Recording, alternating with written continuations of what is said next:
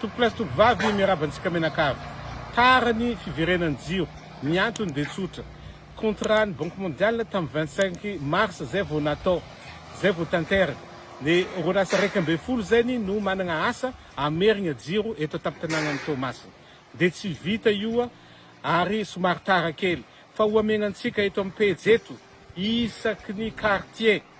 aiza arovina ny jiro miverigna aditiko andraikitrako mampitanareo amizay nivory fogna za miaraka tamin'ireo orinasa reo miaraka tamin'ny banque mondiale miaraka amin'ny autorité jiaby aketo Tomasy fa ho manaraka an'izay ny famerenana ny jiro tompoko de tsy andoavam-bola ka so de misy bola magnano risoriso akagny sagnatriany vava fa fahitanay azy tsisy magnano an'izay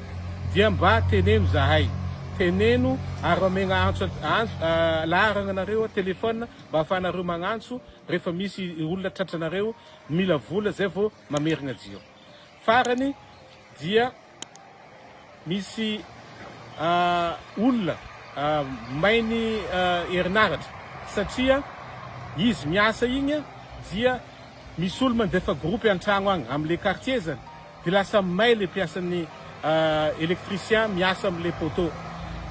fadio mandefa groupe rehefa tonga eo ny olo amerigna jiro amin'ny quartiernao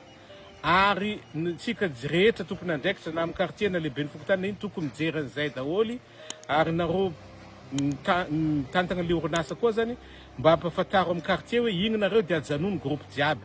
fa sagnatreny vava mbola hiverigna zavatra ohatrany regny tsy azo ekeny tonga de ajanony banque mondiale daholy asa jiaby io raha ohatra ka mbola misy accident io misaotra tompolahy mankasitraka tompovavy